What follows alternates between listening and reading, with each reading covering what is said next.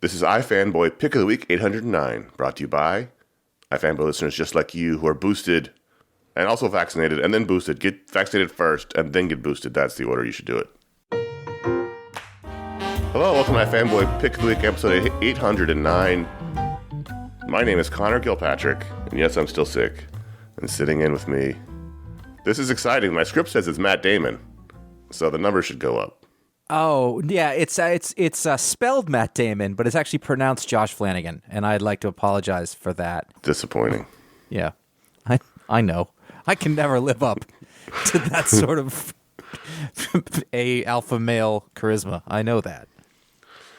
We are iFanboy, and every week we read a bunch of comics. This week there was a lot of comics, and one of us picks the one I like the best. We call it the Pick of the Week. We'll talk about that book. That's how we frame the show. And then we talk about other books from the week. And then the Patron Pick. And then hopefully at least one listener mail. Josh was ambitious and put 3 in the script. I like to have choices. We'll have a good time while doing it. That's the whole point of the show, is to have a good time. Here's your spoiler warning. There'll probably be some spoilers here. This is a review show after all. Josh, you had to pick. I did. Pick of the Week is Fantastic Four number 38. I think he was basically the only contender. I sort of was reading through my books, and I got to Fantastic Four, somewhere in the middle, and I look forward to it. It's a thing. We've talked about that a lot. Yes, it's one of our favorite and books. I kind of, at the beginning, I thought, I don't really remember where we left off. I felt like things sort of, I just, like the big last story sort of ended, and then we're here, and it was just a romp. Basically, a man shows up in the lobby, and he basically wants to see the Fantastic Four. He breaks his way, and he serves them papers, and you find out it is the Wizard. All of that is done much more imaginatively and interestingly. But basically, the kid Bentley 23, who you would remember from the Future Foundation if you read it, or you would just know it because of context. He's also been in the book with he's one of Valeria's friends. Yeah, so that's apparently a direct clone of the Wizard, and they go to court, and in order to do so, they call in She-Hulk as their counsel, and she is no longer She-Hulk. Classic She-Hulk. She has reverted. I mean, we're going to talk about Avengers later in the show, but I was so happy when I turned the page, and it was the classic Jen Walters, attorney at law She-Hulk. Former Fantastic Four member. Yep. She was in there, and and they go to court, and that is when I thought, well, this is fun, and then it got way more fun in the courtroom. It's a super powered judge who is not brooking any of their BS. The Wizard, and this cannot be overstated, shows up in his helmet, but also a matching purple suit, and he's not at this point necessarily being evil. He's actually completely right about everything he says about how it's his kid and they're not really qualified to raise a child. It goes through a bunch of different stuff, but it's one of those things like he's not wrong about this. And then the other part that's really fun is that the Fantastic Four are very poorly behaved in court. They are. At one point, they get mad about something. Is it El Diablo or just Diablo says, and Sue, they get a shocked look on her face, and Sue says, Ben, you can say it. He's like, really? And he says, it's clobbering time, and he jumps out because he's going to beat up the guy in court, and the judge is having none of it with her Kirby dots and weird powers. And it just, it was extremely silly and such a distraction. I like, we've really enjoyed Dan Slott's Good Old Superheroes, application to this book, but this is like a different thing. It was, it was both funny and zany, and actually at the heart of it, there was roots in it with like real issues with these kids and what it would be like. It was just sort of all of those things at once, but it was just a lark, and it's the first part of a story. I don't know how many. I'm hoping 2. I'm hoping 2 parts because that's all that really needs to be done here. It ended with a big fight, and the judge sort of puts everybody in contempt of court and holds them in an energy field. And I had no expectations of it. I didn't, I just started reading it, and, pretty soon I was like, this is fun. I just had a ton of fun with it. And it's what I want if I'm going to read a Fantastic Four book. barely controlled chaos and interpersonal squabbles and people who can't control their emotions and don't always make the right decisions and, very silly villains, preferably purple based. I mean, this was a lot of fun. There was some really dubious legal stuff going on here. They're in family court, and Jen is their lawyer, and at one point, she's sitting in the galley instead of the lawyer's table. Mm-hmm. That really bothered me. It's like, what is the editor do anymore? But none of them know how a court works. I don't know if you can serve your own subpoena if he represents himself. But it didn't matter. You were right. It was fun, and it was fun seeing the Fantastic Four just being so totally unhinged in the courtroom. They can't control themselves. They can't control their impulses. Their first impulse is to fight every villain that gets called. And they're used to being in control. Their habit is to be about, and they're not, and it's fun. And they're not in control against a. First of all, he's a genius too. So he matches their strongest asset, which is Reed's brain, and then, as you said, he's not wrong. Mm-hmm. This is his clone, who he considers his child. They're constantly putting it in danger. He should be awarded custody. And every legal argument they make, he has a counter for. And so their frustration boils over into violence. It was funny. Yeah. It was just a really good time, and I think obviously we keep going back to this, but I just keep appreciating it more than I probably ever have.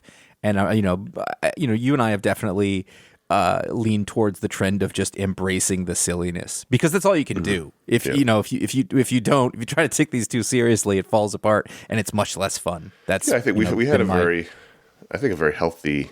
I'm going to say we were converted, but we were an eye-opening moment reading Super Gods all those years ago, when Grant Morrison said basically the more realistic these superhero comics are, the worse they are, and we were like, not wrong. And that just opened the doors to really sort of look at what it was that's enjoyable about these. And if you are a 40-year-old man and you're reading about superheroes in cartoon form, then you should really think about what it is you want.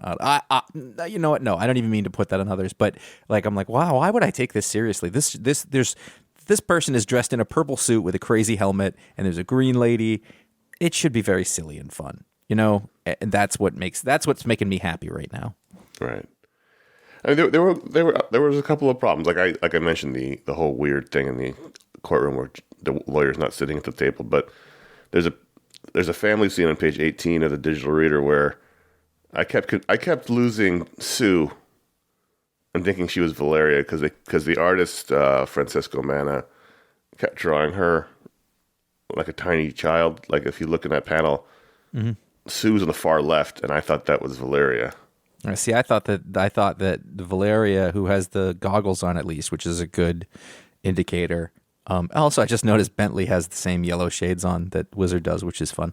But then next to the blue kid is, I guess, Alicia, who also looks like Sue. Right. A lot of blonde problems in Marvel. But it was a lot of fun. I mean, you're right. I hope it's not like a 6-part thing. But they're all being sent off into wherever this superpowered judge's contempt of court is. And you're right. She's nebulous, sort of Kirby dot powers, and she seems to be able to freeze them all from acting, which is a good job for a judge. And also, I do want to say that regardless of that issue we just talked about, which is sort of a hard thing to work with in telling all the blonde women apart, I think Francesco Manna's, whose name I do not recognize, the energy that was put into this was all pure Fantastic Four. There's pages in here where Reed is stretched all over the place, and then the acting that takes place in the courtrooms I thought was really strong. It's very calm and then sort of explodes into a whole thing. He chose to put in dynamism when it was important and then keep it straight when it wasn't. If you look at the pages, where stuff starts to get exciting, all the panels get canted, there's energy all over the place, and then when they get back to just talking in the courtroom, the panels are leveled out again, and it's chat, and they, he makes the wizard look like a boring lawyer, a work-a-day job's England, worth. they all wear the powdered wigs. I think in America they should all wear helmets like the wizard. That's just how you know who the lawyer is. If I go through this, like I find something that I really like on every page. There's let's say take page 20, and you'll see, the wizard is presenting an argument and he's super serious, and Sue has just had enough of all of it. Like she's just frustrated and like she just feels like she's super annoyed. Well, those little we've things. talked about this before, but they've slowly over the years made Sue the hothead of the group. Yeah. She's the one who gets angry fastest. She's the one who here tells Ben to attack the wizard, but also in the past has had them attack Dr. Doom, before the what. Like she's been the one that sort of goes off the deep end quickest. So the ending here of the cliffhanger is that, Reed and Sue have Valerian Franklin, and Ben has those two kids, the Skrull and the Kree kid, and there's Bentley. And at the end, she says, basically, I don't think any of you should be parents of any of these kids. So that's the whole cliffhanger. Is are they all going to lose custody of their kids? Mm-hmm. I mean, they won't, but that's the cliffhanger. Right. Yeah. And it's been. I just think that Slott has really solidified the persona of the main members of this, and I think that idea about Sue is pretty interesting. The idea of Reed being distracted to the point of abuse, basically, is interesting. Johnny is literally flaming out. He's off the table. So She-Hulk here is basically taking his slot instead of and his thing is sort of his penitence for his impetuousness in a way. Mm-hmm. I mean, that's what he's wrought himself in that. Like he went and he found his soulmate. It was a thing, and then he goes and he sleeps with Victorious, and now he can't stop burning. And then at the same time, you've got Ben Grimm, who's the most stable of all the people now. Right. He's in a situation that is over his head to a certain extent, but he's happy and he's not in conflict about it. It's just great interpersonal dynamics. Yeah, this was a good issue again. Mm-hmm. Good cover too, from the. Terry Dodson. Terry and Rachel Dodson. Yeah. Let's move ourselves over to the Human Target number 2. I got Dodson here. No one cares. So, what did you think of the Human Target book 2 from Tom King and Greg Smallwood? I liked it an awful lot, but I think it is more of a mood than a compelling story to me right now. Does that make sense? Mm-hmm. I mean, this is much more than issue 1. Yes. This is a full-on noir PI story. At least this issue is.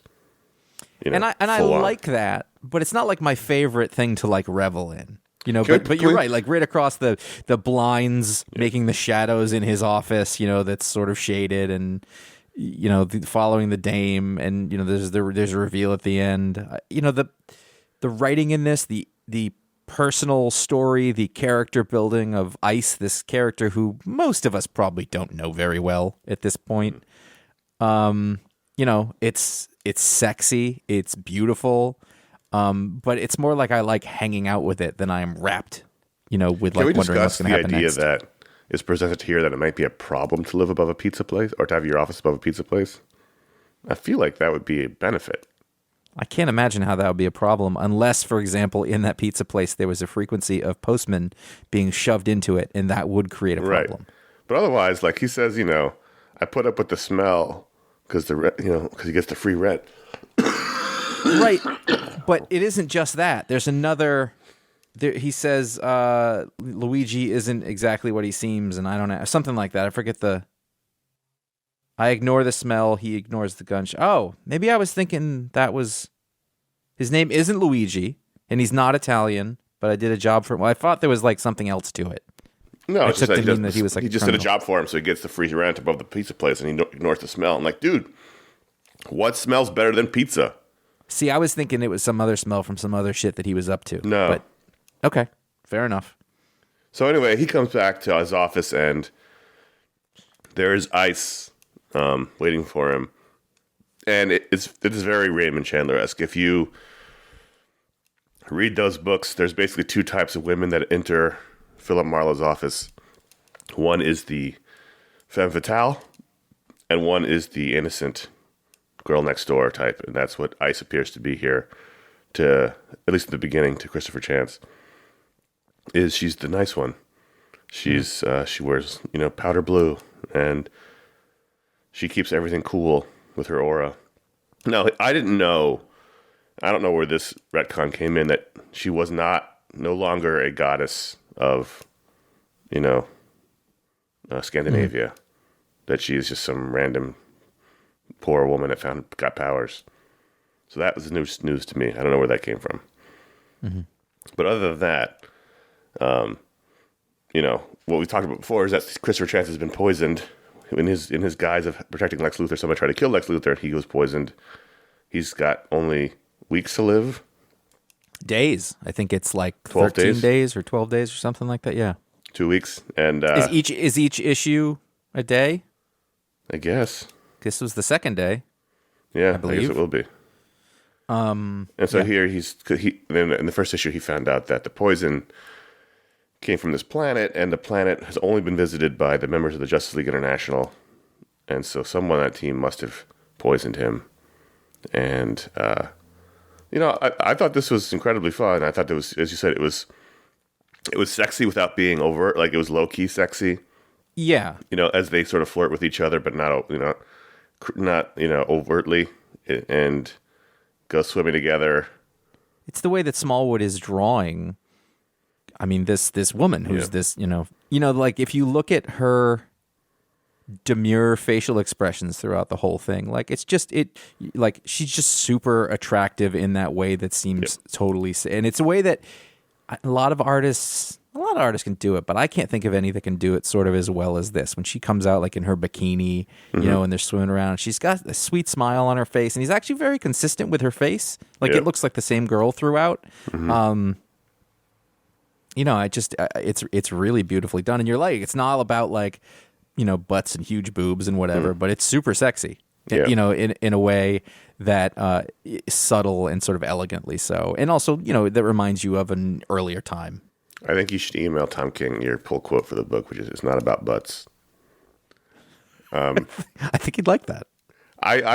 We discussed Smallwood before and how amazing he is. I just love, and I talked about this last time, how he allows the tools to show. I know he draws digitally, so it's all fake tools, but I just love that he takes the pencil line and just rubs it down look at page 12 on the digital reader where Christopher Chance is helping her out of the car, and the lines on his jacket and the hand, like it's very like overtly like this is a pencil drawing. Yeah, even though again it's not a pencil drawing, it's digital, but it's really like because his anatomy is so good that he can let the rest of it be totally impressionistic, and the colors are not realistic, but they might as well be. Like he just puts you in a place, and when I talk to when I say that mood thing, I mean like he's drawing digitally, but he's using all the same tools that you would have. He didn't use it to make everything look super neat. He used it to make to play to his strengths, I guess.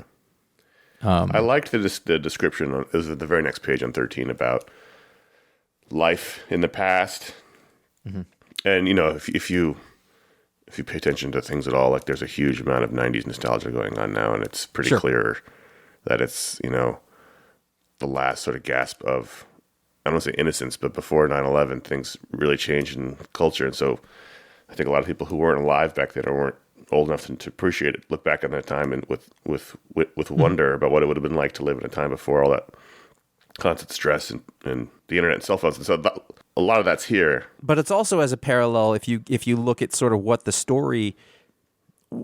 genre is, this is a pre-Camelot sort of era also that it's depicting. So it's sort of got a parallel going on in both of those things. And when I say that, post-Camelot, it's 1963, when Kennedy is shot, that's the other moment. And I feel like this is touching both of those things. Tom and I actually talked about that a little bit, without talking about this series at all, but sort of the impact that, like 9/11 as a turning point, in the same way that 1963 would have been. And it's in here. And I'm not saying this is 90s nostalgia. I'm just saying that feeling of, it was more of a lighthearted time. It was a funny time. We were all in danger but didn't realize it, and we just sort of laughed about it. And it was. I just page, really liked this issue. We're still very early in the process. We don't have a pattern yet. Is it going to be a different Justice League every issue? I assume so, but we don't know. Well, to me, it's interesting because she showed up. So to me, that that he didn't go after anybody. She showed up with the thing, so she kickstarts the whole thing, and that will be. It's very interesting to see what happens next. I like I said, I don't think it is overtly like you put it down, you're like, damn. But I think it is the more that you look at it and examine it, and I think as a part of a whole, it's pretty good. And also, a few pages into this, I was like, Smallwood definitely has the Eisner locked up already. Like, there's no way he doesn't. Because if we want to really talk about what Tom King's one of his main great talents is, sure, he's a fine writer and can do other things, but dude knows how to get artists who are right for what he's doing, who are great and perhaps slightly underappreciated. And win the Masters. Is. Yep. 100%. Daredevil 36. So I read 35 and 36 because I had a little backlog going on. And a little ways into 35, I thought, I don't know if I'm into this book anymore. But I went through and I read 36. I don't not like it. Yeah. I do like it. But I'm kind of not interested. And I'm glad that the paradigm changed where Matt is out of prison now. But I got to say, I think almost one of the most interesting things, I thought Elektra as Daredevil was really interesting. Kind of how she was handling it. She had to sort of adjust, how he does things. I'm really sick of Kingpin as mayor. I actually thought about that. He's been mayor for really long time. It feels like 10 years in the books. Like de Blasio. There are term limits, in New York. Just FYI, Marvel. Are there? Yes, you get two terms. Unless you're Bloomberg, then you get 3. Right, exactly. I think that's where, because it feels like Bloomberg was there forever. Well, he changed the law, but it's only 2 terms. Right, and I actually really like the part where Kingpin was in a feud with the other super rich, powerful people who kept getting. I thought was fun. Yeah, but it's sort of where we are now. Like this is the turning point one. Whereas at the end of the last, I was like, I don't know if I want to keep reading this. There's things I like about it, but I don't know if I'm really having all that much fun with it. Now we have multiple Kingpin people. Yeah. I struggled with this issue with the art from Manuel Garcia. I thought his facial models were, especially for Matt. Reed Richards was weird. Yeah, it was, the facial model from Matt was way off of what we were used to. And Reed, it just, I was like, I kept going back and forth whether I liked it or not. And I don't know. Yeah, and that's kind of the deal. It's 2 things I did want to bring up. One, we're having a thing where Elektra brings up very clearly the fact that everybody doesn't know who he is because some shit went down, and she can tell that because she was dead or whatever. And there's kind of a cool moment at the end where Fisk, is looking through his files after he's now happily married on top of that poor little woman. And, he looks at his Daredevil identity, which he had printed, by the way. He has a folder that says Daredevil identity on it that was clearly like he had somebody print that. Yeah, he didn't do it himself in a way. And inside, all the pages are blank. And I think that he realizes that he's missing something. He doesn't know what it is, and he's mad about it. And so that will reignite his obsession. But the thing is this, though. Daredevil or Kingpin has been the mayor for 1,000 years. He's also been the villain of the book for the whole time. And let's do something else. And then finally, this is important. Elektra comes and picks up Matt. Wait, is this the last issue? I might be messing it up. They went for a swim in the river. No, that was this issue. That was this one? Yeah. What body of flowing water within 200 miles of New York City would you ever put your body into? Well, prison's going to be way upstate. I was more concerned with the fact that they were skinny dipping right next to the road. Well, that's what I'm saying. They're right next, so anyone driving by is going to see these 2 very attractive people skinny dipping and I assume banging in the water because she says he needs to be baptized. Then the other bit is no one knows who he is. I'm like, yeah, big red fucking beard. Big red fucking beard. Come on. Yeah. there was already like people were already suspected. It wasn't like, hey, have you noticed Daredevil has a big red fucking beard? Who's that other guy who we think is always Daredevil but can't prove it, who has red hair? Yeah. Do you like his suit?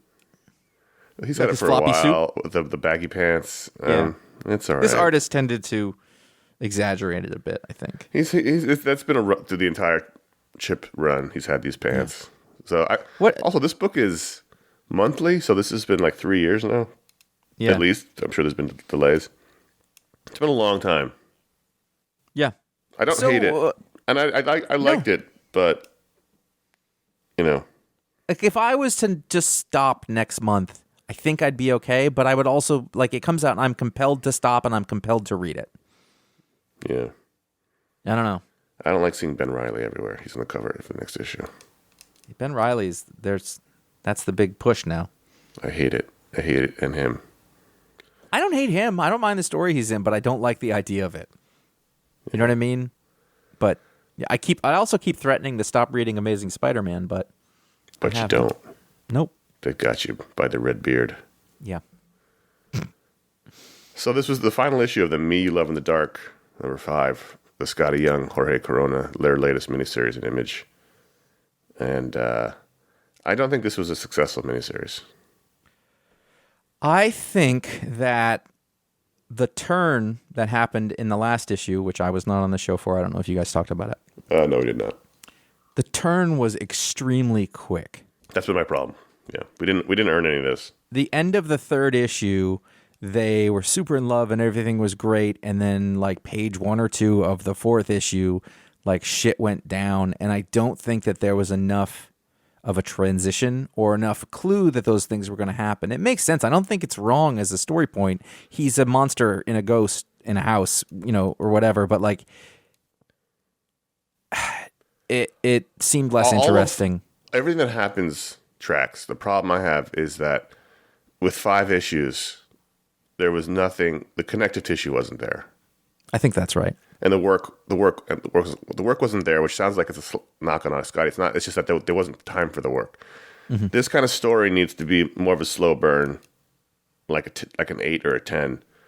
Because first of all, you have to convince me, why is this woman in love with this scary looking ghost with a million mouths and eyes and things? Like, that to me was also never fully established. In the beginning, he was sort of shadowy and romantic, fine. But then once he's revealed to be what he is physically, I was never sold on the idea that she was still in love with him until the moment he killed her friend.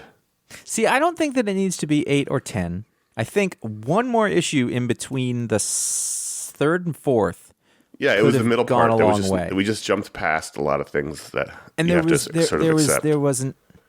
I mean, you tell me if I'm wrong, but if I was to read the first 3 issues, I don't really see a lot of warning signs from the villain. Right, that's my point. There was no work done in the middle. The second act. So what I skipped. thought, I was like, well, maybe because all your expectations are is this is going to go bad, but he seems super swift. So I thought, oh, we're going to subvert expectations, and then the next issue, the first thing that happens is, oh, he's jealous and angry. And he won't let her leave. Like that, yeah, that needed to be teased out a little more or introduced early. Like, yeah, there had to be connective tissue. It's a very good phrase for it. And this is another example of the 5 issue, the new 5 issue mini. In the past, at least with the 6, you had 2 issues per act, and now it's all sort of cut down. And everyone loves the setup first act bit, and then this third act's where all the action happens. So the second act was what suffers, but that's where all the work's done for the storytelling. Yeah. And, it's a bad road we're going down. We already went down it with the contracted page count, and now we're losing an entire issue on a lot of these storylines, and it's hurting storytelling. I'm not willing to say that the number of issues is the problem overall. I'm willing to say that, you have to approach each story on its own and plan it out where it is. Now, it's more likely that it's going to get fitted into a box, that isn't the right size for it now because of all sorts of reasons. But yeah, you got to do it right. Which is too bad. I like the first 2 issues a lot of this mini, but I think if it didn't successfully come together. I think it was a strong concept. It was interesting. Haunted house, romance, whatever. Yeah. But I think it did a couple of things that were interesting. I think the art between Jorge Corona and Beaulieu on the colors was really strong. This isn't even. I don't normally read books, like horror books or monster books or whatever, but I thought it was, the idea of the blackness and the way that it was depicted and sort of the big crazy monster face. Right. But I liked the idea that the big crazy ugly monster face, like that was a good guy kind of for a while. I thought that was interesting. Yeah. I felt bad that all her shit got burned. And I felt bad for her friend. I really felt bad for her friend. He was a good dude. He didn't bring any of this on. They could escape together. It just didn't come together, I don't think. Mm-hmm.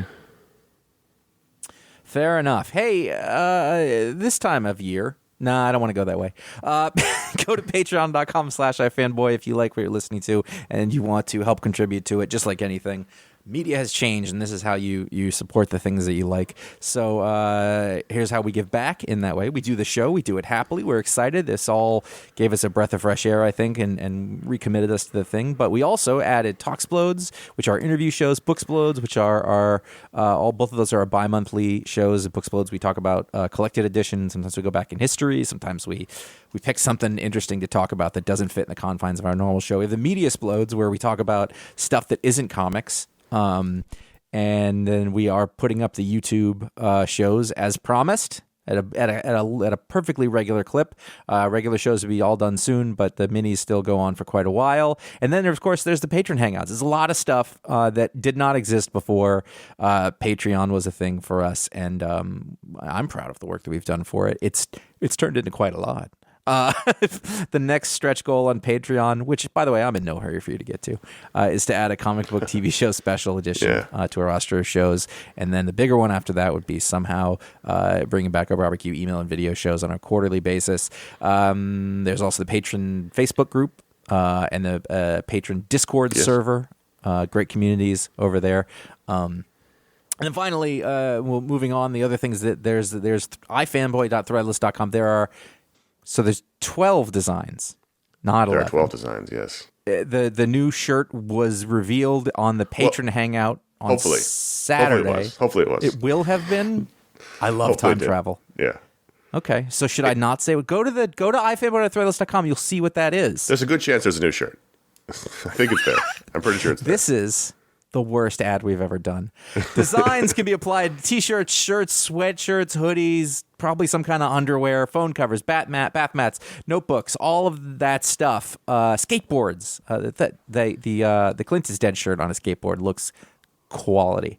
Go to ifanboy.com/support for direct donation via PayPal if you don't want to deal with that stuff. ifanboy.com/Amazon will give you links to buy the books from the Booksplodes. Every episode you'll see the music that we use linked, so you could purchase or listen to that if you have that subscription service. And the pick of the week is always, or you can just use that link to go when you're doing your holiday shopping. And by the way, order early this year. I do want to mention also that we've also partnered with bookshop.org, which is the independent bookstore supporting organization, and so where appropriate, where collected editions are shown, there'll also be bookshop.org links. Excellent. Let's get us over to Serial number 8 from Terry Moore. And I feel like we talk about this a lot, and I don't have a heck of a lot to say about this issue. I think it's coming together very nicely, but the thing that actually stuck out for me is that the very last panel, I'm sorry, I'm going to it, is basically like a... So what you find out is that the serial killer, the lady, her last victim is going to be her mother because of whatever, unresolved whatever. And she's threatening her like she's going to kill her with a pair of scissors. And some thunder goes off, and you look out into the window and you see the little girl, and she's coming to stop the killer, or at least kill her or whatever. And they look to the side, and then the last panel is the old comatose mother gets up, and she has a knife in her hand. She's going to stab her, and I thought, that is a hell of a comic book page. It was terrific storytelling. Like literally one page that stood out, and I thought most comic books can't give you that jump surprise thing within a single page. And I don't know if it is a combination of how he used the blacks, because most pages are not black heavy, but he sort of put this whole scene into the darkness, and then the sound effects take up a large portion of things, and it kind of obscures the last thing that happens, which I don't think you could do with color in this instance. It's a great issue, but it was just such a good page that I felt I needed to call it out. Yeah, it was a great page, and this was the issue we found out a lot of the backstory of the killer. Mm-hmm.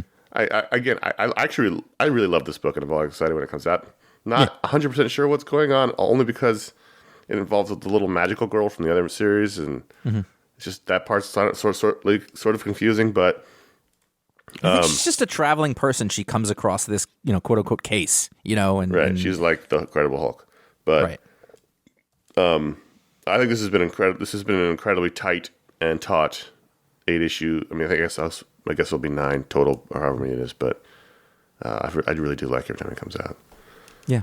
There was a lot of we're in annual territory. A lot of annuals this week and next week as well, especially from DC, or all from DC. And my favorite this week was Nightwing 2021 annual, written by Tom Taylor, with art by, how do you say that first name?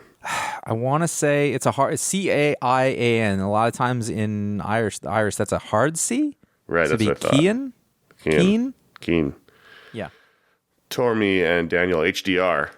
It's high definition resolution. Right. Something my television has. I don't know if it's high dynamic. Whatever. It's a dumb joke. I'm sorry. You can see him really well. They tell a brother's story here, so it's Nightwing and Red Hood having to team up on a case, but it also involves a lot of flashback to when the first time they teamed up together, when Jason was first Robin, and Alfred calls Dick back at the Titans Tower and says, hey, the new Robin's having trouble. You need to come help him. And Dick says, I don't think Bruce would like that. And Alfred's like, he's not here, so he won't know. So they go off on a mission, sort of older brother or younger brother situation. And it was just really nice parallel storytelling, really nice character stuff. They're all afraid of the original Robin costume. So they give him the original costume, but they give him like long trunks, and it just doesn't work design-wise. It looks silly. I think that the boy panties would have a harder time going. I don't mind it. It's just the costume is based on an acrobat's costume, so it looks dumb with long pants, or not long pants, but long shorts. So anyway, it was just really nice parallel storytelling between them older and a lot of road between them, and then the younger version of them where Dick is trying to teach Jason how to be a better Robin. There's a lot of nice brotherly ribbing where Jason's wielding a cross. He uses a crowbar now instead of guns, which Dick finds fucked up. And he says, well, shouldn't you call yourself the crowbar if that's your name now? Shouldn't you dress as a crowbar? Shouldn't you make this shape a lot when you stand? And he just a constant ribbing about it, and it was very funny. So if you read a Nightwing book, this is a great little companion piece written by the same writer. Yeah, it's also like it's this weird golden age of Jason Todd. Yeah. Like they're adjusting him slightly so he's not the worst. Yeah, it's tough because he's a killer, and that's sort of the opening sequence where he just walks. But it's not him; it's Clayface pretending to be him. Right. Well, that's the thing. So I think they're trying to get away from that, which I think is good.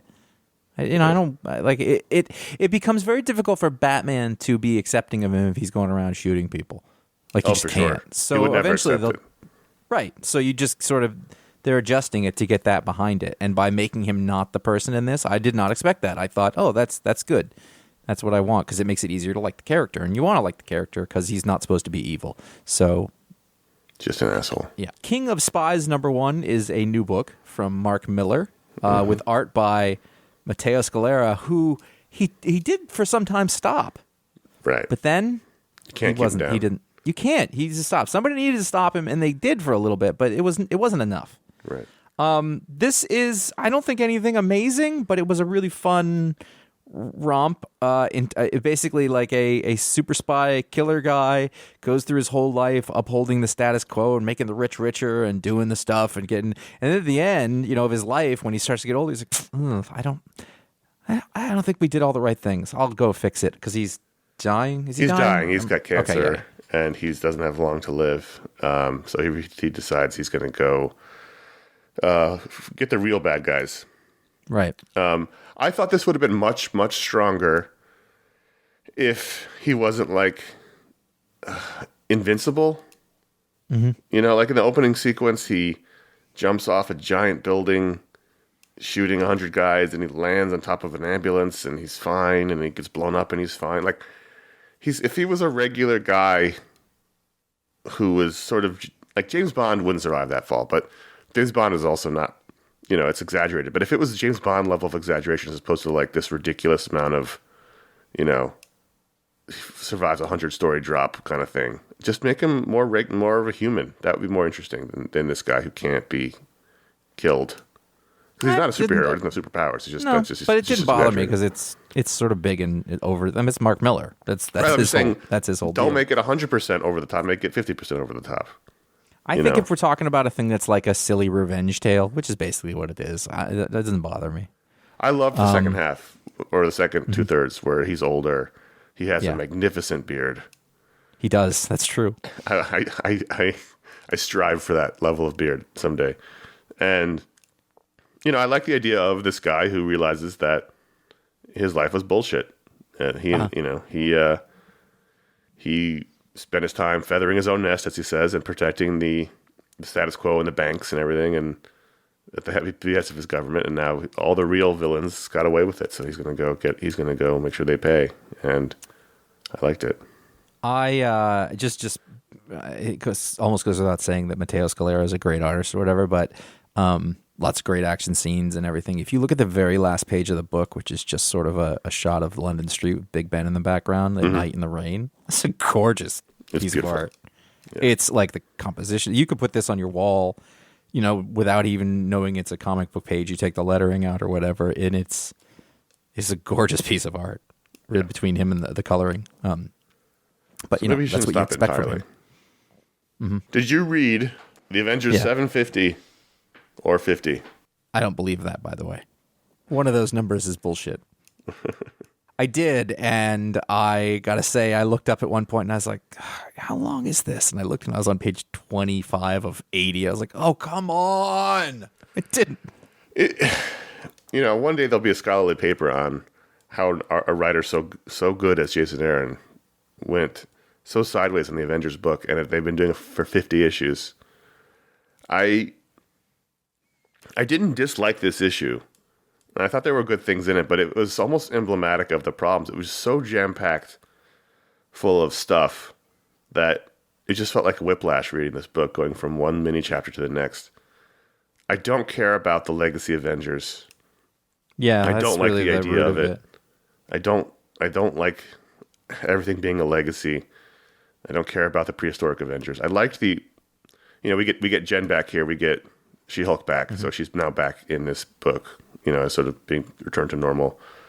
I liked some of the modern day stuff.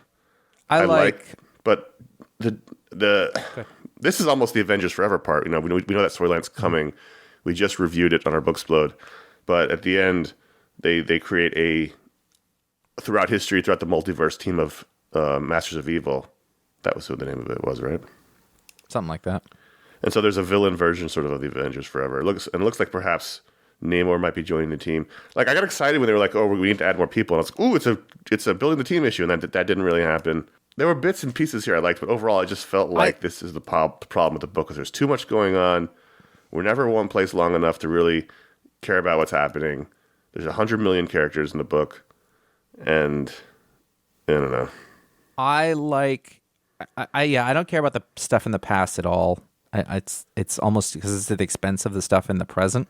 Yeah, I actually really like this Avengers team. Mm-hmm. I think the people who are on it are interesting. I really like Ghost Rider's story in this. I find that compelling. I want to know where that's going to go. I like the thing with Gorilla Man and the bear guy. Mm-hmm. I like living in the Sentry. I think that's really interesting. I like Jane Foster as Valkyrie coming in. But anytime we sort of go to the past, I don't care about Kazar. I tried reading that miniseries. It was beautiful, but didn't really mean a heck of a lot to me. Mm-hmm. Kid Thanos, it smacks a little of, like, when he shows up, it just feels like one of those things that comics have been doing in the past few years to get people excited. Like, you make somebody a kid or you make him a cat, like, it's fine. These are just takes on villains, basically. Like, what if we mash up the Red Skull and Venom? And what if we, I find it not very interesting. Or at least not in aggregate. Like there's just so many. They're all that, Supreme Doom and this, but it's too much. It's too much in the sense that like you can't, you don't know what to grab onto, which is what you said. Like you don't get to hang on to anything long enough to give a shit about it as we move to the next thing so quickly, and there's so much. Yeah. I actually really liked the backup story. I don't know why they did it, but it was written by Christopher Rocho, which it's a name I've not heard before. Drawn by Stephen Niven, and it was a Thor and Arthur of the Lionhearted when he was a kid teaming up against the Brood. Don't know why we did it, but I liked it. I thought it was a good story. I don't feel like I've seen Steve McNiven interiors in a while, and his style has changed from what it used to look like. Yes, it has. He's Thor's face is really odd. Not necessarily wrong or bad. It just it's different on one page than the rest of it. But I don't know. Maybe it's one of those things like it really is heavily dependent on the inkers that he has. Hey, can I make a tiny, tiny complaint? Sure. So at the end, he holds his hammer up. Mm-hmm. And, it says the thing, whosoever holds his hammer, if he be worthy, shall possess the power of Thor. Yeah. And it's put on there in digital, and I hate what it looks like. Yeah. That needs to be drawn in by hand, and if the artist is that, like, that's not their talent or whatever, like, figure out a way to do it, because it just is incongruous to me. It doesn't look good. You know who could do that? Walt fucking Simonson could do that. He could draw that, and he could do the lettering on it. He could do it right now. Because that's what artists used to do. And I'm not saying they all need to, but I think that's what's one of the more impressive things about sort of golden and silver age artists, is they were also like, oh yeah, we also know how to draft. They could all letter everything themselves if they wanted to. This is so cool. So yeah, this was a weird issue. Mm-hmm. It was weird. But I also wanted to mention it, Josh, and I don't want you to answer this question now. I want you to ponder it. And I want you to even ponder it maybe over the break and come back to me. Well, you're going to have to write something down, and we'll never remember to bring it back. That's fine. I want to start an underground campaign in which we only refer to the Marvel books by their legacy numbering. No more of this Amazing Spider-Man 80, Amazing Spider-Man 8, like in the show notes and everything, like we just refuse to acknowledge. We just refuse to acknowledge the new. They're going to put on the cover. We're going to go back to legacy numbering. Is it always there? I'm fine with it as long as I don't have to do the research. For every Marvel book, they have it on the cover. Okay. I'm just putting the idea out there. I don't want you to answer it now. I don't need to think about it.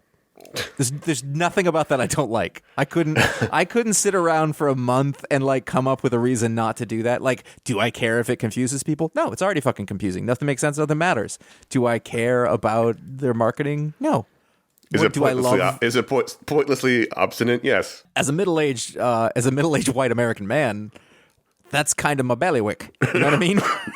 That's what we're known for. All right. So the books we wanted to talk about have come to an end, and now we talk about the patron pick, which is what the patrons vote for at patreon.com/iFanboy. Every patron votes to add a book to the rundown, and we had King of Spies was in the lead on the first day. It had an overwhelming lead, and normally that means it's going to win. But then Wonder Woman Historia, the Amazons book one, picked up steam, took the lead, never looked back, and was the patron pick. This is a black label book. It's very long. I couldn't even tell you how long it is because digitally it says 51 pages, but that includes a lot of double page spreads. It's probably closer to 80 pages. Something like that. Written by Kazu DeConnick, drawn by Phil Jimenez, colors by Hi-Fi and R.F. Prianto and Romulo Ferraro Jr. and Clayton Cowles is on letters. Could the chair please recognize the gentleman from New Hampshire? Yes. I'd like to put forward a motion to skip to the next segment. So this going into this, it had, for me, it had two strikes. Like going into it, like one, I don't care about the machinations of the gods. I just don't, and that was all. It's always my least favorite part of Wonder Woman stories is the gods fighting with each other and the stories of the gods, and I just don't care. So I would take that one bit further and save your second one because I'm agreeing with you. I think that's true, but also I probably would care if there was some sort of invention that made it compelling again. But instead, it really feels like we're treading over the same ground over and over again with this overwrought language of the gods that isn't really anything other than the way that Stan Lee wrote it, over and over again. That's the same story. Like, nothing comes out of it that's any different. We've tread this ground so many times, especially in Wonder Woman, and we keep wondering, like, hey, how come Wonder Woman never picks up? Right. The closest they came was Azzarello and Cliff Chang, and even that got tiresome. Yeah, it's just like the only story that anyone can do with Wonder Woman, and I'm just so bored by Zeus and Hera and all that. Just bored. So that was, as this is advertised as sort of like the history of the Amazons, I was like, oh no, I don't care about that. And then quite frankly, I don't like it. I've never liked anything Kelly Sue DeConnick's written. The closest I got was Aquaman. That was kind of dull, and that was also about the machinations of the gods. And I just never really responded to anything she's done. So two strikes going in. The only reason I was reading this at all beforehand, before it was the Patron Pick, was that I love Phil Jimenez. I haven't seen an interior page from Phil Jimenez in I don't know how long, but for a long time he's one of my favorite artists. So that was interesting. And you got to give him credit, because this, if I looked at this, I would never tell you, oh, that's Phil Jimenez. He did a whole thing. Yeah, not till the second part of the story. So right. This book is basically two halves. The first half is the machinations of the gods. All the female gods are angry at Zeus for the way women have been treated, and they want to break off, and Zeus won't let them, and then their leader Hera decides to chicken out and not go with the other gods. So it's just a lot of that. And then the second half, which is the first half is all double page spreads, and a lot of overwrought language, and a lot of people standing around. I had a big struggle even like not skimming it. Like, it was... Yeah. Well, I think we two tries. Like, I started reading this book well before his Patron Pick, when I thought it was going to be King of Spies. I started reading, and I got about 4 pages in, and I went, nope, and put it down. And then I had to come back to it because once it became Patron Pick. And then, so starting around on page 26 on your digital reader, so about halfway through, is when it becomes more of a traditional comic story, where we meet Hippolyta before she's Hippolyta. She's in Greece. There isn't even a Themyscira at this point yet. And that's when it becomes more traditional storytelling. And that's when I liked it more. Mm-hmm. Like, I did not like the first half at all. And I liked the second half more. I thought it was beautiful. I think the whole book is beautiful. We can talk about that in a second. But, it's much more traditional comic book panel-to-panel storytelling, as opposed to just a lot of pinups in the first half. And I just think however long this took Phil Jimenez, and I know I don't think he's drawing this entire thing. I think this is a spectacular work from him. Mm-hmm. And I think the coloring also, there's 3 colors here. It's very unusual, sort of bright and colorful in a lot of places. And there's just incredible costume design. I think from an art standpoint, I find no fault in this. It's just the story is tough for me.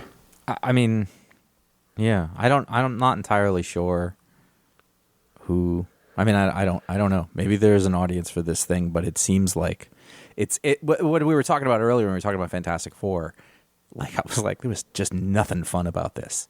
It felt a little bit like an armchair version of trying to make social issues get into these Greek gods things, which is, that's fair. That happens with sort of mythologies and stuff like that. But did it really bring anything to the table? I mean, I can't tell you. I can't come to this from a perspective of a woman necessarily.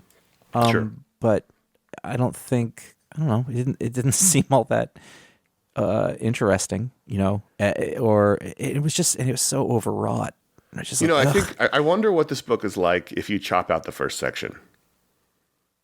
I think it's stronger.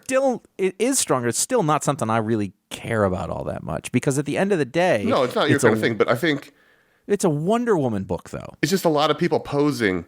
It's a lot of people standing around posing in the first half in double page spreads with and there's not a story. No, it's a lot of super important overwrought dialogue, and it's just like, is this the whole thing? Because I kept looking, 54 pages. is this the whole thing? Is it like this the whole way through? I'm never gonna make it. And luckily it didn't. But I did. I like because you can see the page view on Comixology, and I was like, oh god, there's panels. Let's just get to that point. yeah, and I do think it's a much stronger book. It tells the same things. It talks about the plight of women and how horrible it has been throughout history in the same way, but through a story as opposed to just these gods talking about it, which is much more interesting to me than, the story of the second half is there's a birthing center and this family has had its third daughter and they don't want a third daughter. They can't afford it. I suppose someone with a dowry they can't afford. And so they want to send her off for, it's called exposure, to expose one to the world. They put the girl in the basket and send her off in the river with a coin. And if the gods deem her worthy, she'll survive. Yeah. And if not, she won't. That's the way they talk. I liked her justification for that. I liked her justification for that a lot. And then her change of heart. I thought that was maybe the strongest moment in the entire book. Mm-hmm. Because, she, he said, well, we believe in the gods. We believe that if this is happening, it will work out correctly. And then, the reality of everything floods in and she turns around and it's too late. She's failed at it. Mm-hmm. And I think that has a real humanity and a thing, to it. So that was strong. Right, and that's why I thought the second half tells you the same things. Then the first half is unnecessary for me. Yeah. And then she in her desperate attempt to find this little girl, she's running for months and months and months, and runs into some bad dudes, but those dudes are dispatched by one of the tribes, one of the Amazon tribes who live by badder ladies in the wilderness. So, but at the end of the day, is this going to be just like a revenge tale? I don't know. Like do the tough women turn around and avenge the evil men, and then form at some point they society? leave. At some point they'll go to Themyscira, which doesn't exist yet. So I don't know. But what is that? You know what I think bothered me so much, perhaps more than any other boring comic books that I've read, is that there was so much effort put into so much of it that wasn't rewarding. Like that first part, there was so much effort put into it. They worked really hard on that. Yeah. And it's just and it was a slog. It was like prog rock. It was. I mean, there was some beautiful things here, and the way that he changes his style and draws pottery from Greece looks like it doesn't look like drawn. There's beautiful stuff in here. And at some point, there's hieroglyphics that he's it's all the work that Jimenez is doing in the first half is just out of this world. It's just not in service of anything interesting. I mean, but it's still, to me, it that's really good. I don't enjoy it at all. So, there's craft versus communication, and they didn't have the skeleton to hang it on. But I also wouldn't be surprised if this book wins Eisners. Sure. You know what I mean? Yeah. I wonder, well, what am I missing? Am I tone deaf? Is that what's happening? I don't think so. I'm fairly self-aware, but I didn't get it. I haven't liked most of these history books because they're all, I don't know, they're leaving behind a story to try to frame something that already exists in something perhaps weightier than the material can carry, if that makes sense. Yeah, I didn't. The first half, I was like, "Oh, I hate this." I was ruined by the time I got to the second half. Second half, I was like, "Well, that was more interesting." I didn't mind that part, so I'm sort of a mixed bag on this. I think the art's just spectacular. I think it's just spectacular. But I've always been a big Phil Jimenez fan, so I'm not sure even how to rate this book. Mm-hmm. Ratings. You have to rate it as a whole.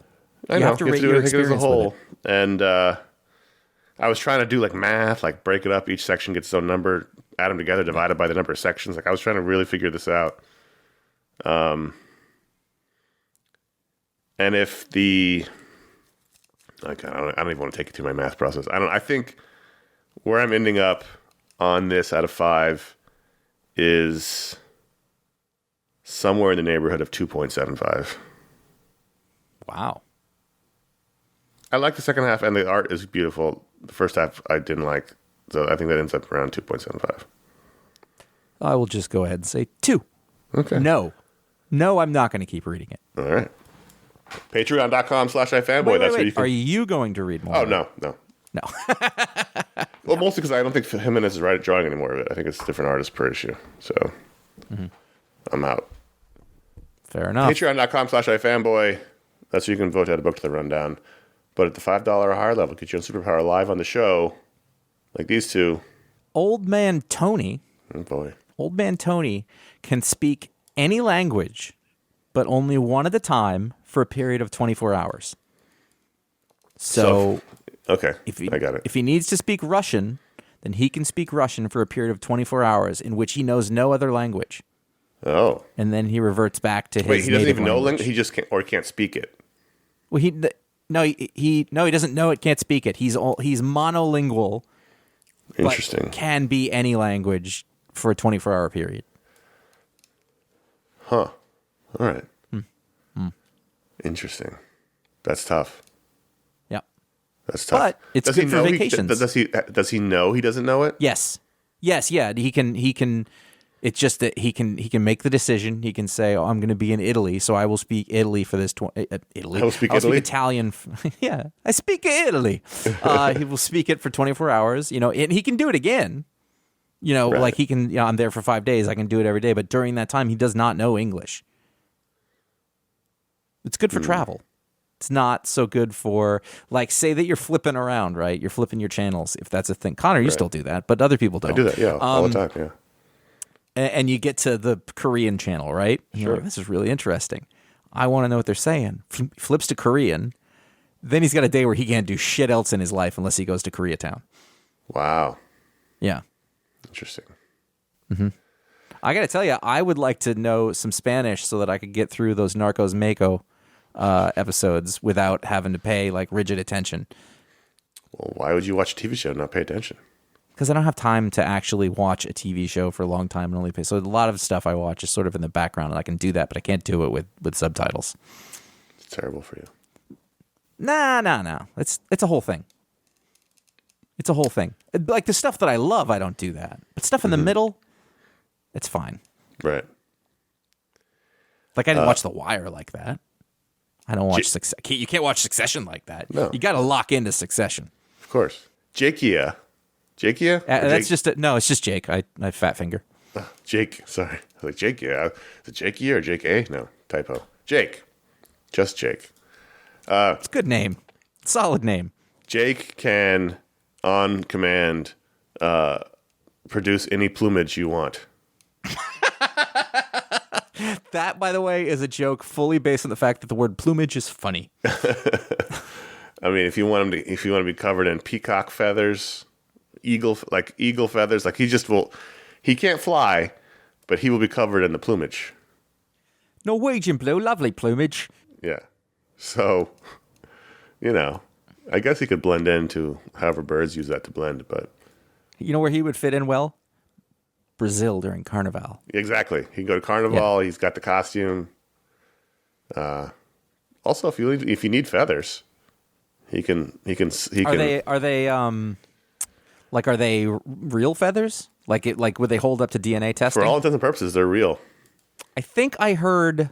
I want to say it was This American Life about the world of fly tires, like the fishing things. Yeah. And like there's a whole trade, and some of it is illicit in valuable and rare feathers. Yeah. I mean, he could make a living doing that. Like a good living. Yes, he could. Yes, absolutely. Every once in a while, you find out about a subculture, and you're like, I can't believe that. And then I'm like, Josh, you're part of several of those kinds of things. Patreon.com/iFanboy. That's where you can get your power live on the show, like Old Man Tony and Jake A. Think I'm going to do one. Yes. And it's going to be from Dave. And Dave says at the end of the For Avengers Forever episode, no, the Eternals, sorry, you were trying to come up with Avengers who have not been introduced in the movies or TV shows. While I'm sure there are others, some of which you mentioned, one of the most notable missing superheroes has to be Wonder Man. Given that the character has been around since the 9th issue of the original Avengers comic from the 1960s, it baffles me that he's gotten snubbed. That's not really a question, but I figure we can go two places. No, that's a good point, and that was one I thought of right after we did that show where we were going through the Avengers who haven't been in the movies yet, and that's definitely one of them. There's always been, every time a new film comes around, there's always rumors. Everyone was convinced he was going to be in the last film. I don't remember which one that was, but everyone was convinced it was going to be in one of them. I don't remember which one it was, honestly. But I think that there's one problem with him is the name. Yeah. I think that there might be reticence because of Wonder Woman. I think you could maybe get away with that character and just not really calling him that. Yeah, like that's what if they use him, they just call him it. Simon. But and then at some point, somebody will make a joke. He's a real Wonder Man, and you call that kind of be it. I think you could do it that way. I mean, I guess you already have Captain Marvel, but like the old Captain Marvel, if there was some way, right? Or but Wonder Man is a good one, and I think he's an interesting character. And Hollywood loves characters about Hollywood. He's an actor. He's a movie star. So, although they just did that with Eternals, so I don't know. It is a good choice. It is a good choice. I'm trying to. It's really hard because they kind of blew their load. Like they've all the big ones are out there now, and now when it's like, what are you going to do for the next one? You got a bunch of, I'm not even B teams, but we've seen they can also make that work. But the thing, I keep going back to Wonder Man. The thing that's interesting is, they changed the Vision's origin for the films, obviously, because they there's a lot you had to introduce before that if you were going to do it, the comic origin. And Wonder Man being so inextricably linked to the Vision, and then therefore in a love triangle with the Vision, was a very interesting thing about Wonder Man. And so you lose that because he's no longer, the Vision's no longer really using Wonder Man's brainwaves or whatever, his personality, whatever, they did back then. So he loses that connection to the characters. What's really interesting is that at some point Wonder Man died. He died a couple times, but like when he transformed into like his ionic, he's a man made of power, right? He's a man of right. He's not like a real, so he can't really die. I never really understood that. Yeah, you know what I mean? Like it's one of those things. Like they talk about it, and I'm not sure what that is or why. So I just kind of skip past it. But it's almost like they're trying to say like he's like a thing.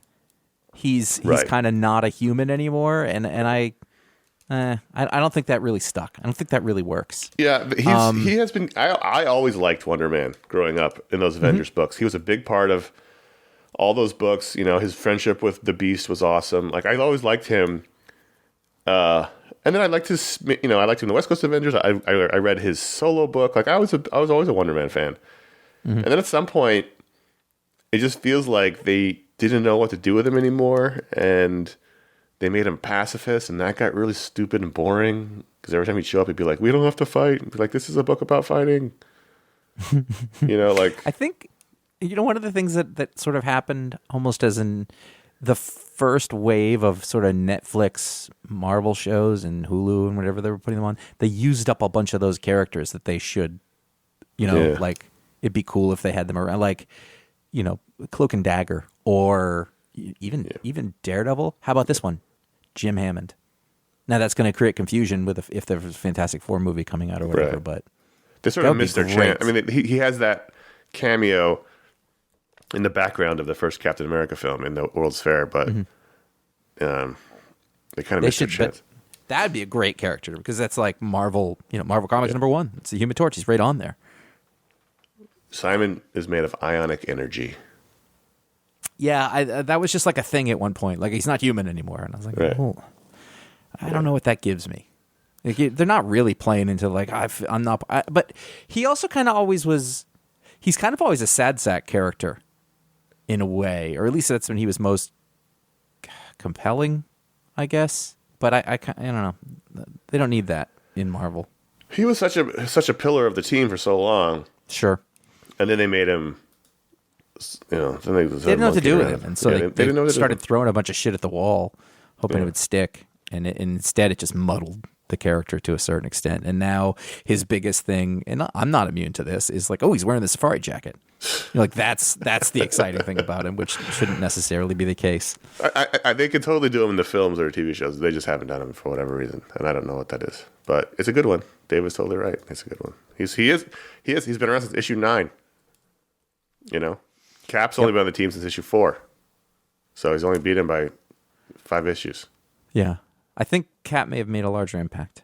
I get you. I'm saying he's a long time character on the team. It's true. And he's got a cool, ridiculous comic book origin story. Yeah. You know, like his brother is a super villain and he was trying to get him resurrected and he was a villain and then he wasn't. Back then, a lot of folks were villains before they were heroes. It was like Wonder Man, Hawkeye, Vision and Scarlet Witch. Not Vision, Quicksilver, Scarlet Witch. Like that was a thing. You started off as a bad guy and you became a good guy, which is very interesting how often that happened during that time period. Yeah, and just think about like the dynamic. I always think about the dynamics in an Avengers team, like a guy whose brother is a supervillain, who is a movie star, and therefore you can play around with those jokes a lot. Like that's all that could be interesting on the team. The movie star superhero, I think, has that been? Hasn't Again, really like been the explored. Eternals, they did it with Eternals. Nah, but who cares? That's not going to be remembered. It's not in the Avengers, you know. And Right. Also, we're talking about Kumail, I guess. So, but he was sort of famous in part of the world, but not the whole world. He's not Brad Pitt. He's something else. So you could get away with it. I did a pitch once about like a Brad Pitt type character who was also like a super spy. Mm-hmm. I think it was the idea. They did that book. Yeah, I know they did it later, but I wrote that pitch before that. I have the documents to prove it. All right. Contact at iFanboy.com. You can write us in for this show or for the Media Explode. If it's for the Media Explode, write it Media Explode in the title or the subject line. And thanks for everyone who wrote in. Let's talk about the end of the year quickly before we wrap up. So we've had a lot of shows between the last couple of weeks. We have a lot of shows to put out. We've put out already our Shang-Chi and the Legend of the Ten Rings review, our Eternals review, our final Media Explode of the year. And just behind this show, this past week, our book explode on Avengers Forever that Josh and I talked about. Had great fun reading, great fun reviewing. So those shows are all back on the feed. We still have more shows coming out. We only have one more Pick of the Week show this year, but we have 4 more shows coming out. Next week, or this coming week, we have our final book explode of the year on the death of Captain Marvel, which the classic Marvel story, which neither of us had read before. So we're going to talk about that. And we're talking about the version that just came out relatively recently, and it contains basically 3 stories. And I very much recommend that you read that version if you can. It's available digitally. I'm sure you can get the book, but it's got sort of the intro of Captain Marvel and then sort of a story from the middle, an Al Milgrom story, I think, and then the sort of graphic novella, The Death of Captain Marvel. Yeah. And I think that those things all work really well together. So check that out. That's coming out this week. And then on December 12th will be the final Pick of the Week, Pick of the Week 810. That's our final Pick of the Year. Somewhere in there, there'll be a Talksplode. Yes. No comment from Josh. It got delayed because of family stuff, not on my side. We're supposed to record it this week. So that should be coming out on the 16th. And then our traditional final show of the year, our All Media Year-End Roundup, comes out on December 18th. And that'll take you through the holiday season. We'll be back on January 9th, Pick Week 8/11. And then sometime in January, we'll be covering Spider-Man No Way Home. Is that the title of the movie? Anyway, the Spider-Man film that's coming out before the holidays, we'll be covering in January because we're taking a break. And also, who knows what's going on with the Omicron variant and all this stuff. So, should we get to see it, we'll be covering in January. Fair enough. Because we'll see it at some point. Yeah. You know. I'm excited it's all for good. it. Yeah. I love the Spider-Man movies. Go to iFanboy.com. You can find all of our shows and the history of comic book writing that we've done from all the many writers who we have employed to provide that. We kept it all there. And trust me, They're making as much money from it as we are. That's a joke. You can go to facebook.com/iFanboy or follow at iFanboy on Twitter, at iFanboy Comics on Instagram. You can find out what the pick of the week is before the show comes out so you can be prepared. You can follow us individually on Instagram at CSKilpatrick or J.A. Flanagan. You can subscribe to our YouTube page over at youtube.com/iFanboy, which makes perfect sense. We were able to get that because we got it a long time ago. This last week, there was a mini pick of the week, Powers number 29. Was that me? Yes. It feels like a me. Yep. I like how you can just look at the book title and be like, I know who did this. Well, we all loved Powers and picked it, all of us, but that was It's true, but at the later point, I think that I liked it more than I think I was trying to like it more than you guys were at that point. That's my guess. Possibly. Not early on. The first sort of chunk of it, the first volume of it, everybody was super into it, but it lost steam over the years, and I didn't want to let go. Then there's 2 shows from San Diego Comic-Con 2010, which is a painful 11 years ago. There's Robert Kirkman. We just did a whole episode talking to him, our pal. That was, I think, right before the show launched, so that was like the last pure interview with him. Right. Yeah, is pre-Bobby Hollywood. I think this one's the one you started calling him Bobby Hollywood as a joke. Fair enough. But I don't remember. I didn't watch it, so I don't know. But I just remember it was you and Ron interviewing him together. And then San Diego Comic-Con 2010, part 1. So we used to go to the show, and we would do interviews the whole time, and then we split them up into a couple of shows. And so the first part was a bunch of interviews with people who I don't remember who they were, who are much older now. And then the first was just, we do one Robert Kirkman show every time. That was kind of the deal. And that was we had a whole crew. We had Mike Romo. We did this. That was the sitcom open show. Oh, nice. So that we had Mike Romo and a bunch of people. But that was one of our, not our last one. I think the next year was our last one. 2011 was our last. I think so. Anyway, as I said before. The last upload of the full-length show will happen on New Year's Eve. And then we're done with full-length shows. And then I did some quick back-of-the-math, envelope math, and I think we have enough minis for about half of next year. So there'll still be new minis coming out for people. Why do they say back of the napkin? Isn't a napkin normally either side? There's no front. Well, because usually if you're at like a nice bar, there's like a logo on the napkin on one side. Fair. So you need the room, so you flip it over. You're dining at the Regal Beagle. Right, you flip it over. You need to write down a phone number. Doesn't happen quite as often, but, the places where businessmen went to have martini lunches would have logos on them. Anyway, let's finish the show. If you like the show, please leave a review or a star rating on Apple Podcasts, or wherever you get your podcasts, whichever aggregator you use. Spotify. I don't even know if they do ratings and reviews on Spotify, but, wherever you listen, if you can leave a rating or review, it would help the show. We do appreciate that. That's for any show you listen to. And word of mouth is great. People ask about podcasts. We always appreciate when people mention our show. We just thank you for helping spread the word. We do really appreciate it. And we are finished. Our second to last show of the year. We'll be back next week with our final show of the year. Until then, I'm Connor. I am Matt Damon. You sound just like Josh. Matt Damon's an excellent actor. Now you're talking about yourself in the third person. This has all been fascinating. Wouldn't you?